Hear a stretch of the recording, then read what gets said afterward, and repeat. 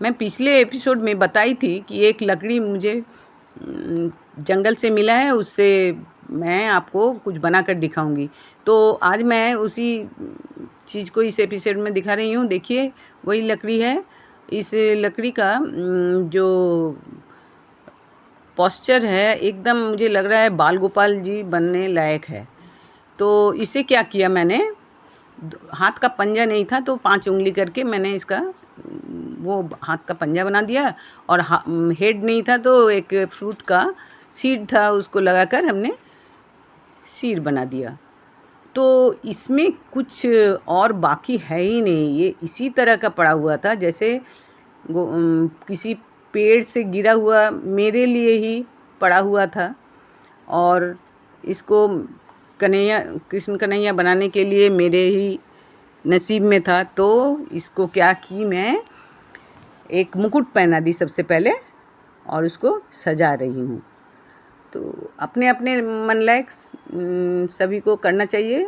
मैं अपने मन लायक कर रही हूँ, तो जैसा होता है उसी तरह उनको मैं सजा रही हूँ।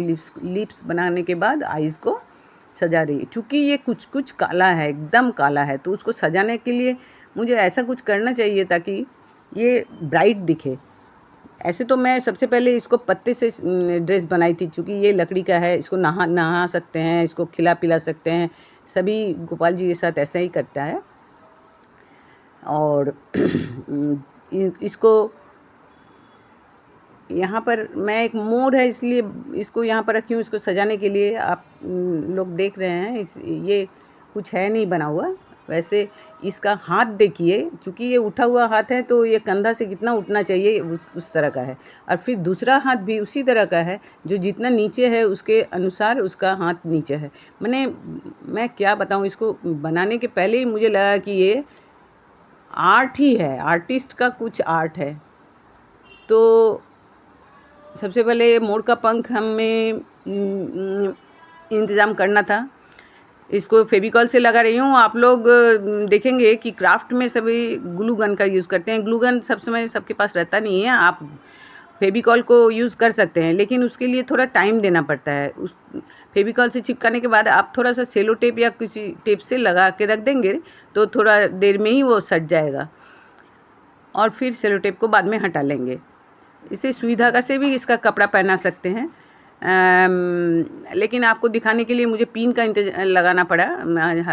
हड़बड़ी होती है बनाने के समय, तो थोड़ा इस टाइम में दिखाना पड़ता है। चलिए देखिए, तो ये मैं इसको सेलो टेप से लगा करके इसका फिक्स कर रही हूँ, और फिर इसका गहना पहनाऊँगी। और इसका जो, चूँकि ये बहुत छोटा सा गोपाल जी का मूर्ति है, तो इसमें इसका बीड भी बहुत मुझे छोटा छोटा देना है। बहुत बड़ा बड़ा बीड से नहीं काम चलेगा। तो इसके गहना के लिए मैं छोटे छोटे बीड को यूज़ कर रही हूँ। बहुत समय देखिएगा कि राखी वाखी में मिलता है, उसको भी आप यूज़ कर सकते हैं। और यहाँ